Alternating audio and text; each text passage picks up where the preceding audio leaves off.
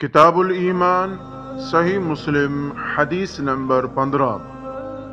حضرت ابو ہریرہ رضی اللہ عنہ سے روایت ہے کہ ایک اعرابی رسول اللہ صلی اللہ علیہ وسلم کے پاس آیا اور کہا، اے اللہ کے رسول، مجھے ایسا عمل بتائیے کہ جب میں اس پر عمل کروں تو جنت میں داخل ہو جاؤں۔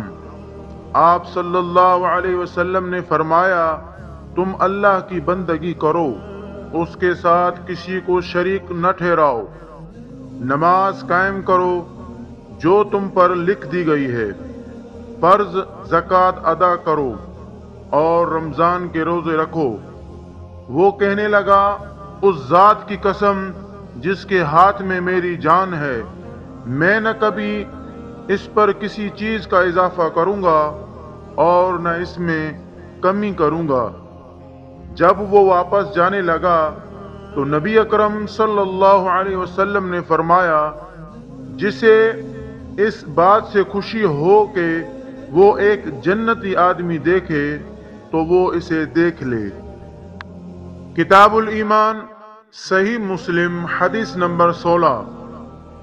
ابو معاویہ نے اعمش سے حدیث سنائی، انہوں نے ابو سفیان سے اور انہوں نے حضرت جابر رضی اللہ عنہ سے روایت کی کہ رسول اللہ صلی اللہ علیہ وسلم کے پاس نعمان بن قوقل رضی اللہ عنہ آئے اور کہا، اے اللہ کے رسول صلی اللہ علیہ وسلم، آپ کیا فرماتے ہیں کہ جب میں فرض نماز ادا کروں، حرام کو حرام اور حلال کو حلال سمجھوں تو کیا میں جنت میں داخل ہو جاؤں گا؟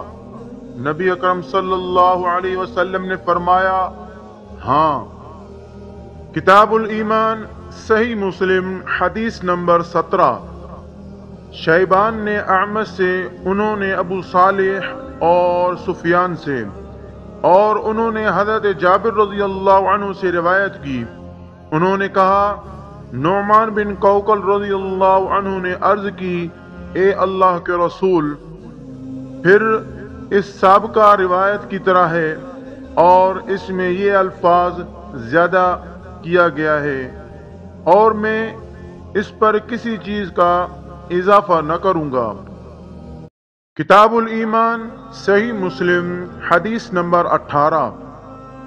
ابو زبیر نے حضرت جابر رضی اللہ عنہ سے روایت کی کہ ایک آدمی نے رسول اللہ صلی اللہ علیہ وسلم سے سوال کیا اور کہا، آپ کیا فرماتے ہیں جب میں فرض نمازیں ادا کروں اور رمضان کے روزے رکھوں اور حلال کو حلال اور حرام کو حرام سمجھوں اور اس پر اضافہ نہ کروں تو کیا میں جنت میں داخل ہو جاؤں گا؟ آپ نے فرمایا، ہاں۔ اس نے کہا، اللہ کی قسم، میں اس عمل پر کوئی اضافہ نہیں کروں گا۔